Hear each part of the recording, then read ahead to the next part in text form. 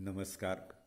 जिल्हा परिषद प्राथमिक शाळा कुंभारगाव नंबर 3 या शाळेमध्ये आज 1 ऑगस्ट लोकमान्य टिळक यांची पुण्यतिथी तसेच लोकशाहीर अण्णाभाऊ साठे यांची जयंती मोठ्या उत्साहामध्ये साजरी करण्यात आली.